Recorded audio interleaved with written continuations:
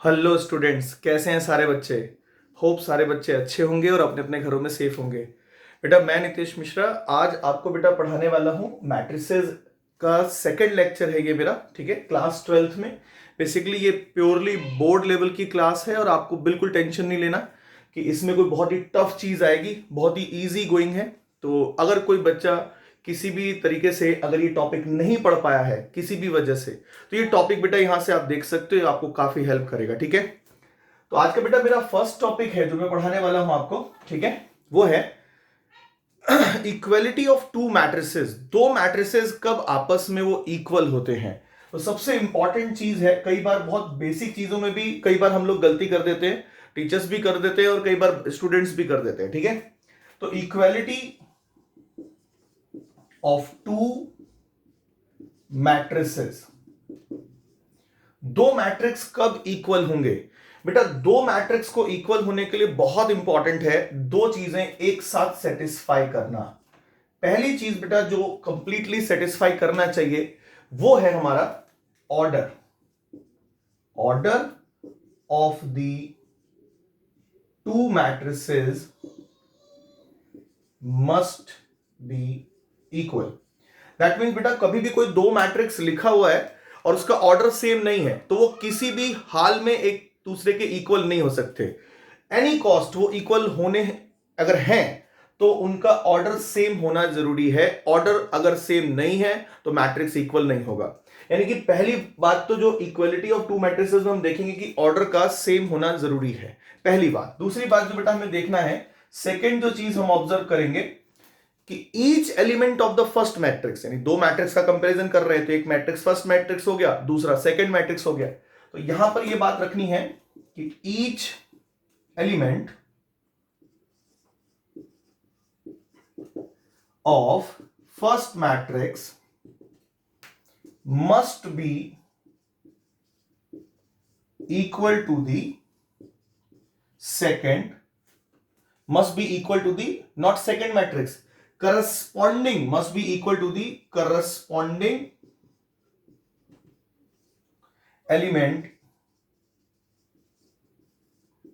of the second matrix।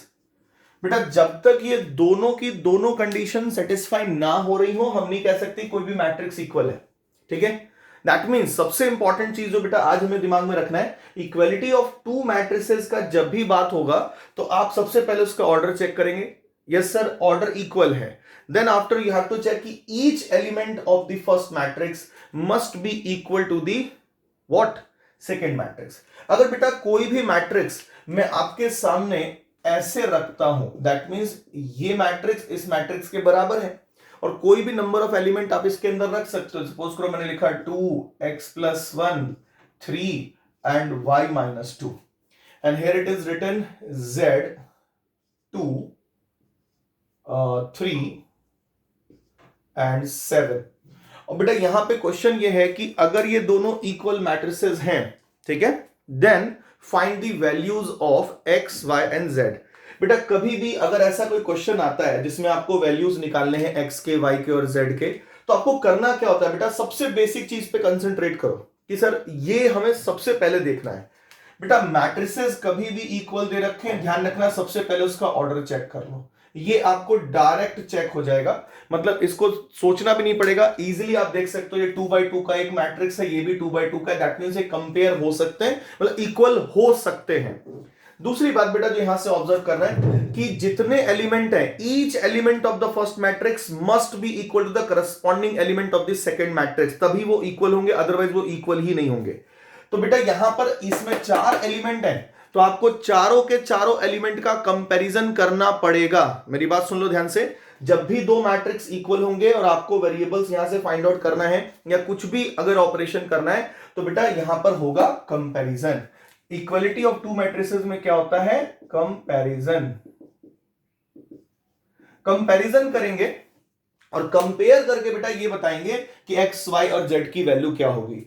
तो कितने compare करेंगे ये उसके एलिमेंट्स के ऊपर डिपेंड करेगा। अगर 4 एलिमेंट है तो 4 बार कंपैरिजन, 5 एलिमेंट है तो 5 बार कंपैरिजन, अगर बेटा 9 एलिमेंट है तो 9 टाइम्स कंपैरिजन होगा। वहां वेरिएबल से कोई मतलब नहीं है, बेटा ध्यान रखना, मैट्रिक्स में अगर दो मैट्रिक्स इक्वल हैं तो जितने एलिमेंट इस मैट्रिक्स के अंदर होंगे जो दोनों आपस में इक्वल हैं उतने कंपैरिजन आपको करने पड़ेंगे। तो यहां पर कितने कंपैरिजन करने पड़ेंगे सर? 4। फर्स्ट कंपैरिजन बेटा आपको दे रहा है 2 की वैल्यू z के बराबर, तो इजीली आप z की वैल्यू 2 लिख सकते हैं। Now the second comparison will give x + 1 = 2, x की वैल्यू बेटा यहां से कितनी आ गई? 1। Third comparison will give you 3 = 3, तो इसको अगर आप देखें तो डायरेक्ट देख के भी छोड़ सकते हैं, you not suppose to write it, ठीक है। और अब देखो y - 2 = 7, तो y की वैल्यू 9। और बेटा अब यहां पर 3 डिफरेंट कंपैरिजन हमारे हो गए, चौथा डायरेक्टली इक्वल था तो उसको मैंने लिखा नहीं, शो नहीं किया, और easily we can get the value of x, y and z। तो इक्वलिटी ऑफ टू मैट्रिसेस में ये दो बातों का ध्यान रखना है। एक स्क्रीनशॉट बेटा इसका ले लो और फटाक से फिर हम आगे बढ़ते हैं, ठीक है, जल्दी करो। Okay, now move on to the main thing कि सर अगर इक्वलिटी ऑफ टू मैट्रिसेस हैं, ठीक है, जैसे आप बता रहे हैं कि कंपैरिजन करना ही करना है, फॉर श्योर हमें कंपैरिजन करना पड़ेगा। तो हमने कोई भी बेटा एक रैंडम मैट्रिक्स का एग्जांपल ले लिया कि भाई ये मैट्रिक्स इसके बराबर है and you have to find the values of x, y and z, जो भी दे रखा है वहां पे x है, y है तो केवल x, y के निकालनी है, केवल x का दे रखा है तो केवल x का निकालना, लाइक दिस। तो x² - 1 5 है ना, 2 एंड y + 1, यहां पर बेटा y + 1 की जगह पे आप कर लो केवल x, है ना। यहां पे कर लेता हूं 35 5 2 एंड 6। चलिए बेटा यहां पे देखते हैं कि x की वैल्यू हमें फाइंड आउट करनी है, तो कितने कंपैरिजन होंगे? आप बेटा बिना कुछ सोचे समझे सीधा बोलेंगे सर 4 एलिमेंट हैं, देखो 2/2 का है, 2/2 का है, तो 4 elements are there, sir 4 comparison होंगे, फिक्स्ड हो गई ये बात। 4 कंपैरिजन बेटा, जो हमारा पहला कंपैरिजन है दैट इज x² - 1 = 35, तो x² कितना हो जाएगा? 36। x² कितना हो जाएगा? 36। तो x की वैल्यू बेटा easily you will gate +-6 from here, मतलब x की अभी दो वैल्यूज हमें निकल के आई। सेकंड कंपैरिजन करने की जरूरत नहीं है, दोनों इक्वल दिखाई दे रहे हैं। थर्ड कंपैरिजन करने की जरूरत नहीं, इक्वल दिखाई दे रहे हैं ना। The fourth comparison x = 6। तो बेटा अगर हम बात करें यहां से और यहां से, तो जो कॉमन वैल्यू आएगी दो कंपैरिजन में that will be your final answer, यानी लिखेंगे therefore x = 6 and this will be your answer. बच्चों समझ में आया? अगर यहां पर ऐसा कुछ हो जाए, फॉर टाइम बीइंग बेटा यहां पे लिख दिया x - 1, और अब क्या आंसर आएगा? तो देखो पहले वाले में तो हमारा एक कॉमन वैल्यू आ गई थी, हमने कह दिया कि आंसर आ रहा है x = 6, जो कॉमन वैल्यू थी। अब बेटा यहां पे देखूंगा तो x - 1 को 6 के बराबर रखूंगा और x आ जाएगा हमारा 7। बेटा यहां पर पहले कंपैरिजन में x की कुछ अलग वैल्यूज आ रही हैं, दूसरे कंपैरिजन में x की कुछ अलग वैल्यूज आ रही हैं, इसका मतलब लिखेंगे there is no value of x, ठीक है, फॉर विच द पर्टिकुलर जो इक्वेशन है, मैट्रिक्स इक्वेशन है, ठीक है, आर इक्वल या सेटिस्फाइड या जो भी वर्ड यूज करते हो आप वो कह सकते हो आप। सबसे बेस्ट बेटा यहां पे ध्यान देना है कि अगर ये दोनों इक्वल होते, एक भी टर्म इक्वल होता तो x की उतनी वैल्यू हो जाती है, नहीं है तो लिखेंगे द वैल्यू ऑफ x, ठीक है, डज नॉट एग्जिस्ट, या वैल्यू ऑफ x, ठीक है, does not, no value of x satisfy the above equation, यानी यहां पे कोई भी वैल्यू ऑफ x नहीं निकाला जा सकता, ठीक है। तो आप बेटा समझ गए मेरा क्वेश्चन, ठीक है। अब बात करते हैं कि सर इस पर बेस्ड अगर कोई क्वेश्चन हो तो आप हमें दें। तो बेटा आप देखोगे इसके ऊपर बेस्ड तो बहुत सारे क्वेश्चन है, बट मैं फिर रैंडम एक क्वेश्चन आपके लिए उठाता हूं, ठीक है। बुक, ओके बेटा एक क्वेश्चन लिखो, बहुत ही बढ़िया क्वेश्चन है।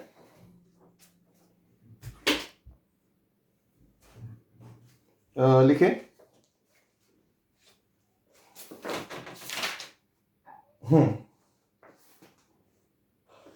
लिखो बेटा,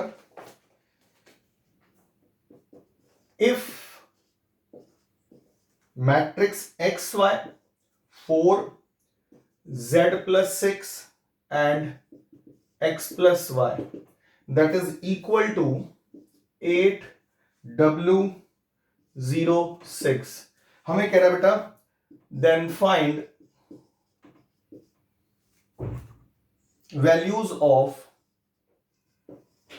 x, y, z and w। बेटा ये चारों की चारों वैल्यूज हमें यहां से कैलकुलेट करनी है, ठीक है। तो सबसे इंपॉर्टेंट चीज मेरा क्वेश्चन आपसे ये रहेगा, कितने बेटा कंपैरिजन करेंगे? तो आपका आंसर होगा सर 4 कंपैरिजन हम लोग करने वाले हैं, ठीक है। तो बेटा सोल्यूशन में सबसे पहले जो भी इफ के साथ दिया होता है दैट इज वो गिवन है, वो आप लिख लेंगे पहले। तो this is x y, this is 4, this is z plus 6 and this is what x plus y, okay, and this is equal to what 8w06। बेटा 4 डिफरेंट कंपैरिजन करने और 4 वेरिएबल की वैल्यू निकालनी। इससे ना कई बार कंफ्यूज हो सकते हैं बच्चे कि सर 4 वेरिएबल था इसलिए 4 कंपैरिजन। नहीं, वेरिएबल यहां 2 भी होता तब भी बेटा 4 कंपैरिजन ही होती। नंबर ऑफ एलिमेंट्स जितने होंगे उतने ही कंपैरिजन आपको करना पड़ेगा। तो देखो यहां पर क्या है, पहला रखेंगे एक्स वाई इक्वल टू 8। अब यहां से कोई वैल्यू तो निकल नहीं रही, तो इसे फिलहाल अभी हमने फर्स्ट इक्वेशन कह दिया। Okay, now second comparison, sir 4 is equal to डब्ल्यू, तो सीधा ही सीधा यहां से हमें डब्ल्यू की वैल्यू 4 मिल गई। ठीक है, थर्ड कंपैरिजन कहता है बेटा z plus 6 equal to 0, z की वैल्यू आ गई -6 and this is your third equation. Okay, now the last one x plus y equal to 6 and this is what fourth equation. Okay, अब बेटा 2 वैल्यूज आ चुकी हैं जिसमें कोई कंट्राडिक्शन नहीं है, भाई z -6 है और w आपका 4 है। नाउ x एंड y की हमें वैल्यूज निकालनी है, ध्यान रखना। और तो किसको किसको सॉल्व करेंगे, सॉल्विंग फर्स्ट एंड फोर्थ। तो सॉल्विंग फर्स्ट एंड फोर्थ बेटा आप देखो, तो y की वैल्यू लिख सकता हूं मैं 6 माइनस एक्स, तो x bracket 6 minus x equal to 8। Solve करोगे तो you will get 6x minus x square equal to 8। इसको और फर्दर करो तो x square minus 6x plus 8 equal to 0। बेटा मल्टीप्लीकेशन से 8 आना चाहिए और प्लस करके 6 आना चाहिए, तो 4 and 2 है, तो x square minus 6x plus 8 equal to 0 को लिखोगे x square minus 4x minus 2x plus 8 equal to 0। x common लो, it will be x minus 4 minus 2 common लो, x माइनस 4। तो बेटा x की 2 वैल्यूज आपको यहां से मिलती नजर आ रही हैं, एक आपका 2 है और एक आपका 4 है। x की वैल्यू जब 2 रखा तो y 4 आ जाएगा, और जब x की वैल्यू 4 रखोगे तो y कितना आ जाएगा, ठीक है, सिमिलरली 2 आ जाएगा। आप कहां से रख के निकालोगे, बेटा पहले में रख लो या फोर्थ में रख लो, किसी में भी रख लो। ठीक है, तो यहां पर बेटा ये सोल्यूशन जो हमने करा है ना, ये सब बेटा बोर्ड में दिखाने की जरूरत नहीं है आपको, मैं आप क्लियर कट बता रहा हूं, ये आपको शो करने की जरूरत नहीं है। What you have to do, solving this and this. अब देखो ये सॉल्व कर लिया तो अच्छी बात है, आप शो कर रहे हो। ठीक है, डायरेक्ट लिख दो x is equal to 2,4 and y is equal to कितना होगा 4,2। भाई जब 2 रखोगे तो y की वैल्यू 4 आएगी, जब x की वैल्यू 4 रखोगे तो y की वैल्यू 2 आएगी। तो अब आप बेटा आंसर लिख सकते हो कि x की वैल्यू 2, y की वैल्यू 4, z की वैल्यू -6 एंड w की वैल्यू 4 है ना। और एक आंसर बेटा हो जाएगा 4, 2, -6 एंड 4। ठीक है, तो अप टू दिस क्लियर है सबको, कोई किसी को कोई प्रॉब्लम होगा तो कमेंट सेक्शन में बता देना। और जो मेरे स्टूडेंट्स हैं जिनको मैं व्हाट्सएप पे ये वीडियो भेजने वाला हूं, ठीक है, वो मुझे बेटा व्हाट्सएप पे बता देना। ठीक है, चलो फटाफट इसे नोट करो। ध्यान रखना है, सबसे इंपॉर्टेंट चीज जो सीखी है आज की, जब भी 2 मैट्रिक्स इक्वल होंगे, हमें कंपैरिजन करना है। और कितने कंपैरिजन करने हैं सर, जितने भी नंबर ऑफ एलिमेंट्स है ना, सारे के सारे कंपेयर करने हैं। ठीक है, चलिए तो फटाफट देखते हैं आगे कुछ क्वेश्चन जो इससे रिलेटेड हो।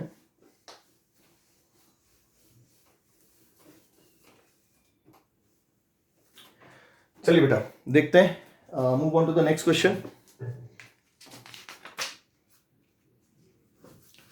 एक और क्वेश्चन करते हैं इस पे, इक्वलिटी ऑफ मैट्रिसेस पे। बेटा लिखा है if 3a plus 4b 2 minus 1 x plus y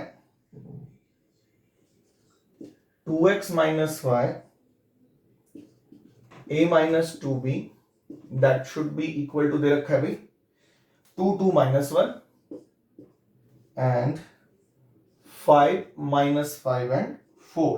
और बेटा यहां पे a b और x y की वैल्यू आपसे निकालने के लिए कह रहा है, a b x and y की वैल्यू आपको निकालने के लिए कह रहा है। ठीक है, ओके, मेरा सिंपल फिर से वही क्वेश्चन है, कितने बेटा कंपैरिजन करोगे आप इसमें ये सारी वैल्यूज निकालने के? तो आप कहेंगे सर 4 कंपैरिजन या 6 कंपैरिजन। तो कुछ लोग कह सकते हैं सर 4 करेंगे क्योंकि 4 वेरिएबल है।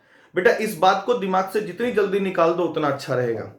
मैट्रिक्स के अंदर जितने भी एलिमेंट्स हैं उतने कंपैरिजन होंगे।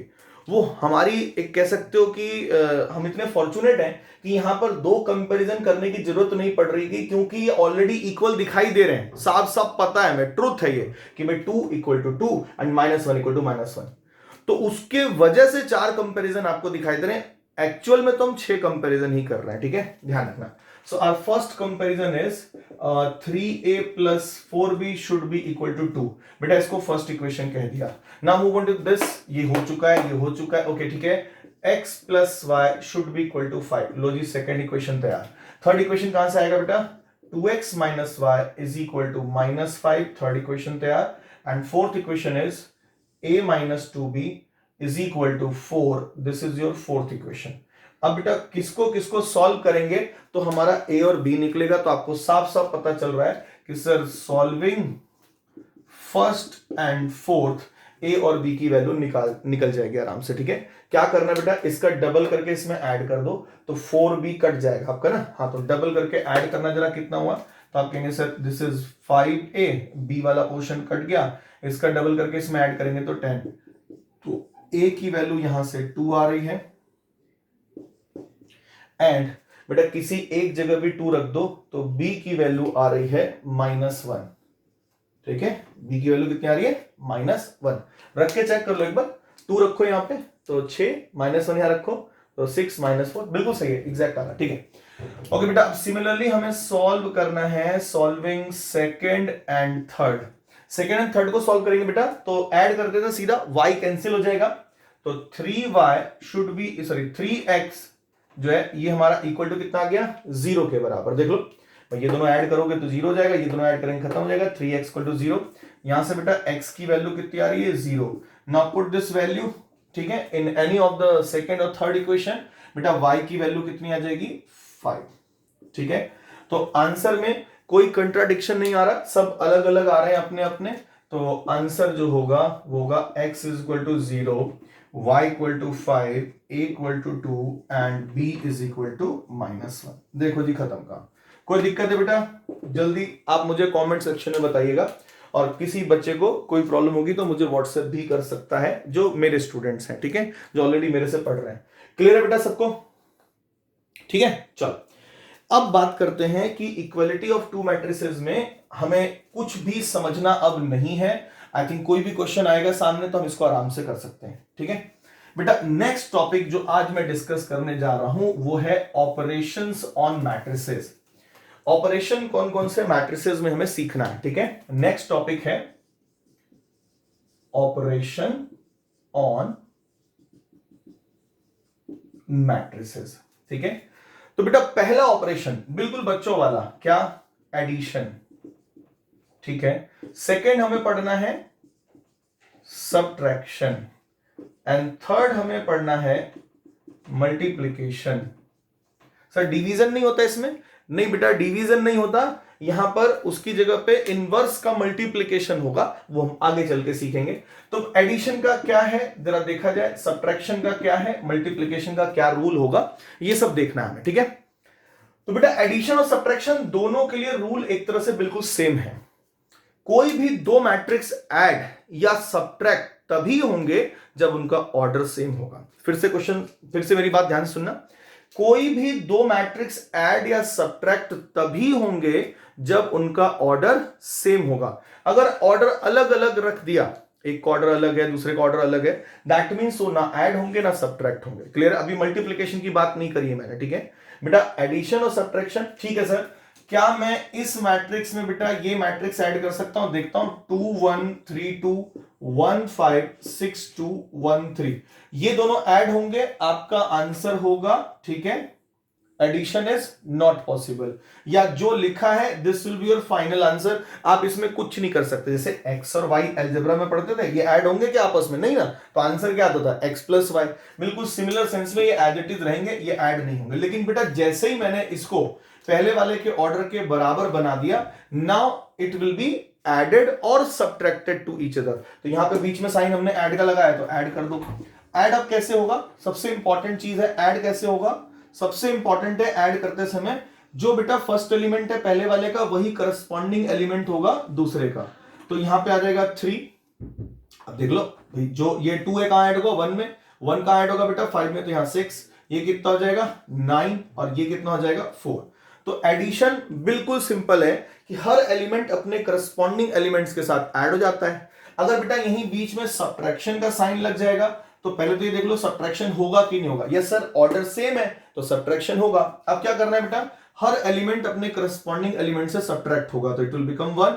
1 में से 5 सब्ट्रैक्ट करो -4, 3 में से 6 करो -3, और 2 - 2 इट विल बिकम 0।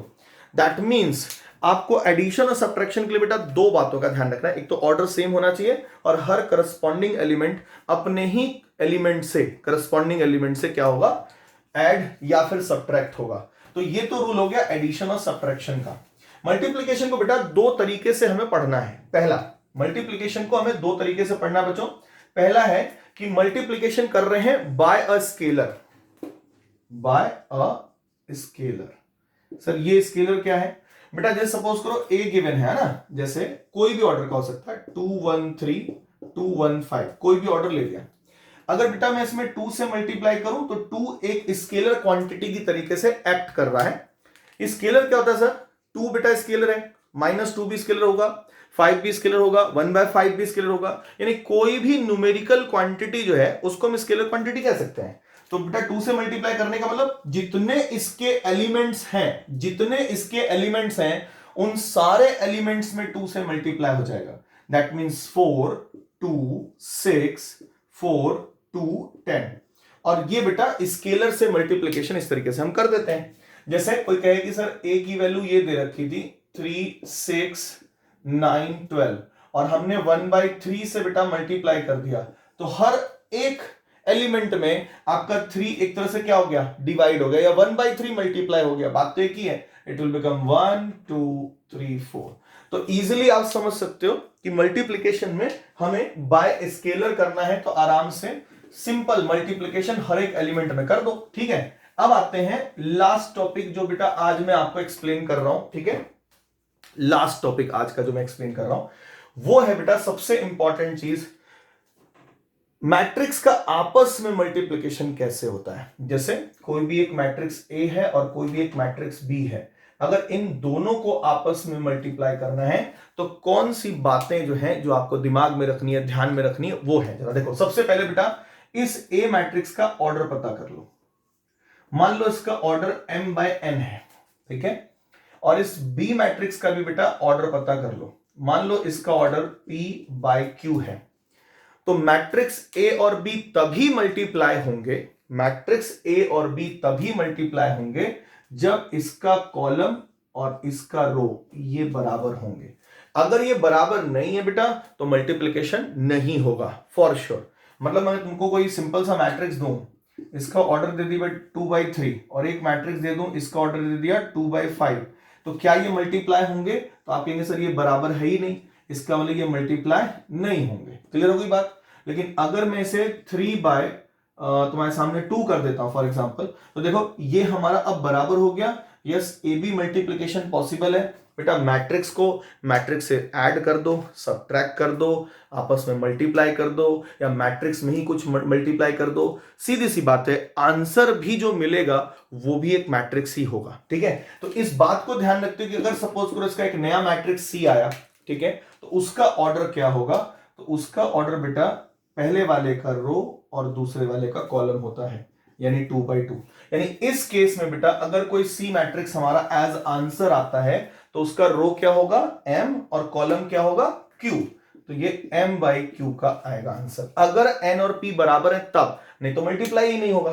बात समझ में आ गया? दो मैट्रिक्स अगर मल्टीप्लाई हो रहे हैं, ठीक है, तो ये चीज कंपलसरी है, ये दोनों सेम होने चाहिए, और आंसर का जो ऑर्डर है वो पहले वाले का रो और दूसरे वाले का कॉलम होगा। तो कोई भी बेटा दो मैट्रिक्स मल्टीप्लाई करते समय आपको सिर्फ और सिर्फ ये ध्यान देना है कि जो आंसर आएगा वो कितने बाय कितने का आएगा, और मल्टीप्लाई होगा भी कि नहीं होगा। जैसे एक छोटा सा एग्जांपल ले रहा हूं बेटा, सपोज एक मैट्रिक्स लिखा 2 1 3 2, और ये लिखा बेटा 2 -1 5 1 3 2। बेटा एक बार देखते हैं कि मल्टीप्लिकेशन पॉसिबल है कि नहीं है। ये कितने बाई कितने का है, आप कहेंगे सर 2/2 का, और ये कितने का है बच्चों 2/3 का। तो सबसे पहले तो आप मेरे को क्वेश्चन का आंसर देंगे, मल्टीप्लीकेशन पॉसिबल है, सबका आंसर आएगा यस सर। क्यों? क्योंकि ये वाला जो 2 है और ये वाला जो 2 है दोनों इक्वल है ना, देखो है ना। जो आंसर आएगा बेटा वो कितने बाई कितने का आएगा, तो आप कहेंगे सर इट विल बी 2/3 का। ठीक है, तो 2/3 के लिए पहले तो इधर का ये हमने मैट्रिक्स के स्टार्टिंग बना लिया। बेटा ये जो पोजीशन है, ये जो पोजीशन है ये कौन सी पोजीशन होती है, तो आप कहेंगे सर ये तो होता है फर्स्ट रो फर्स्ट कॉलम की पोजीशन। किसकी position? First row first column. कोई तुमसे अगर पोजीशन पूछे ना, जैसे कोई मैं पूछता हूं, सपोज करो ऐसे लगा दिया मैंने, और मैं तुमसे पूछूं कि ये कौन सी पोजीशन है बेटा, तो ये second row and second column की पोजीशन है। कोई तुमसे पूछे ये कौन सी पोजीशन है, तो फर्स्ट रो थर्ड कॉलम की पोजीशन है। तो बिल्कुल सिमिलर सेंस में बेटा अगर हम पहले नंबर पे चल रहे हैं तो ये कौन सी पोजीशन होगी, हम कहेंगे sir first row first column. बेटा मल्टीप्लाई करते समय है ना, रो हमेशा पहले वाले मैट्रिक्स से लेना है और कॉलम हमेशा दूसरे वाले मैट्रिक्स से लेना है। तो आपको उठाना क्या, फर्स्ट रो फर्स्ट कॉलम। रो कहां से? पहले वाले से। कॉलम कहां से? दूसरे वाले से।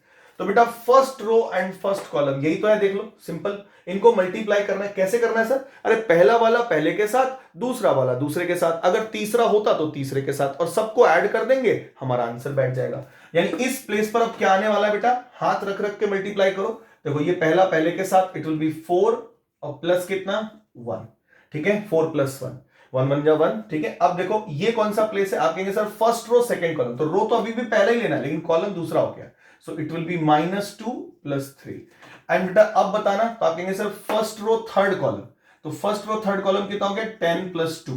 अब बेटा इसके आगे ये अगर मैं पोजीशन लेता तो first row fourth column, first row तो अवेलेबल है but fourth column is not available, तो यहीं पर क्लोज कर देंगे। ठीक है, now what is this place, आप कहेंगे sir second row first column. तो बेटा आप सेकंड रो लेना है और कॉलम फर्स्ट लेना है। ठीक है, तो सेकंड रो फर्स्ट कॉलम कितना हो गया 6 + 2। अब ये कौन सा प्लेस है sir, second row second column. तो सेकंड रो लो सेकंड कॉलम लो, it will be -3 + 6। And now last one is 15 + 4। ठीक है, यानी थर्ड रो थर्ड कॉलम। देखो पहले को पहले मल्टीप्लाई करा, दूसरे को दूसरे में करा। ठीक है, इसको बेटा 2-3 बार बहुत अच्छे से देख लेना। ठीक है, जो भी बच्चे नए अभी इसको सीख रहे हैं अगर, तो बहुत सिंपल तरीके से आपको समझ में आ जाएगी ये बात ना। अब सॉल्व कर लो। 5 1 12 8 3 19। और बेटा ये है आपका मैट्रिक्स का आपस में मल्टीप्लिकेशन। ठीक है, मैं आपको अभी एक क्वेश्चन देता हूं, देखता हूं कि आपको ये चीज अच्छे से समझ में आई है या नहीं आई है। ठीक है, और जो भी बेटा नहीं लिख पाए हैं, नोट कर पाए, वो वीडियो को थोड़ा एक बार रिवाइंड करके एक बार फिर से देख लेना। ठीक है, इंपॉर्टेंट चीजें हैं। चल एक क्वेश्चन करते हैं बेटा मैट्रिक्स मल्टीप्लिकेशन के ऊपर। जैसे सपोज देखो, find A B. Question is find A B. दो मैट्रिक्स का मल्टीप्लिकेशन करना है। If A is given to you, A की वैल्यू ले लेते हैं, कोई भी रैंडम वैल्यू लेते हैं, 1 2 3 -1 2 5 0 1 2। ठीक है, ऐसी बेटा बी की भी कोई रैंडम वैल्यू ही ले लेते हैं, चलो ठीक है। And B is equal to 2 1 5 3। अब बेटा सबसे पहले तो ये देख लो कि मल्टीप्लिकेशन पॉसिबल होगा या नहीं होगा। तो पहले ए की वैल्यू रखेंगे सर 1 2 3 -1 2 5 0 1 2। और बेटा इसमें बी मल्टीप्लाई करेंगे 2 1 5 3। अगर मैं मल्टीप्लाई करता हूं तो आप देखो यहां पे क्या मिलेगा आपको। तो बेटा ये है ऑर्डर 3/3 और ये ऑर्डर कितना है 2/2। बेटा क्या मल्टीप्लिकेशन होगा, तो लिखेंगे A B does not exist. अरे कोई मल्टीप्लाई ही नहीं हो रहा है तो क्या लिखोगे, A B does not exist. ठीक है, इसका आंसर क्लियर हो रहा है। अगर बेटा यहीं पर मैं इसको इस तरीके से कर दूं लाइक दिस 3 1, एक रो और बढ़ा दिया है ना, तो 5 3 यहां पे 3 1 यहां पे। Now this is 3/2। बोले एग्री कर रहे हो कि नहीं कर रहे हो। तो अब ये मल्टीप्लिकेशन पॉसिबल है। अब अगर ये मल्टीप्लिकेशन पॉसिबल है तो उसका जो आंसर आएगा वो कितने बाय कितने का आएगा सर? 3/2 का आएगा, क्योंकि पहले वाले का रो लेना है, दूसरे वाले का कॉलम लेना है। तो बेटा पहला प्लेस बताओ कौन सा होता है? Sir first row first column. तो बेटा फर्स्ट रो फर्स्ट कॉलम में मल्टीप्लाई करते हैं, हाथ रख रख के करना, फिंगर्स को इस तरीके से बेटा रख लेना, इससे आप काफी इजी हो जाएगा आपको मल्टीप्लाई करना। So it will be what sir? It is 2 + 10 + 9। अब first row second column, first row second column 1 + 6 + 3। अब बेटा first row third column, sir third column है ही नहीं तो यहीं पे क्लोज कर दो। Now this is what? Second row first column, तो इट विल बी -2 + 10 + 15। यहां पे बेटा सेकेंड रो सेकेंड कॉलम, तो -1 + 6 + 5। And third row first column यहां पर आएगा, तो it will be 0 + 5 + 6। Third row second column 0 + 3 + 2। और बेटा इसे सॉल्व कर लो, जो भी आंसर आएगा that will be your final answer. ठीक है, तो ये पहला हो गया 21 और ये हो गया आपका 10। ये देखना जरा कितना हो गया, तो 15 25 में से 2 सब्ट्रैक्ट कर लो, it will be 23। 11 - 1 this is 10 है ना, और दिस इज 11 दिस इज 5। ठीक है, तो बेटा कोई भी मल्टीप्लिकेशन है तो सबसे पहले तो ये चेक करना है कि वो पॉसिबल है या नहीं है। ठीक है, और अगर ये पॉसिबल है तो कैसे निकालना है वो मैंने आपको सिखा दिया। ठीक है, बस लास्ट कुछ चीजें आप और मैं आपको बता दूं बेटा, तो सब कुछ आपको क्लियर हो जाएगा। एक बात का ध्यान रखना बेटा कि ए बी जो है कोई जरूरी नहीं है कि बी ए के बराबर हो, यानी मैट्रिक्स का जो मल्टीप्लिकेशन होता है वो कम्यूटेटिव नहीं होता। ठीक है, ए और बी कई बार पॉसिबल होंगे मल्टीप्लाई करना, बट बी और ए नहीं होगा। कई बार दोनों ही मल्टीप्लिकेशन पॉसिबल होंगे बट वो इक्वल नहीं होंगे। मैंने क्या कहा? कुछ केसेस में हो सकते हैं, कुछ केसेस में हो, सब में ना हो, तो वो ट्रू नहीं माना जाता, वो थ्योरम या जो भी लॉ है वो ट्रू नहीं माना जाता। लॉ बेटा तभी बोलते हैं, कम्यूटेटिव लॉ को फॉलो क्यों नहीं करता?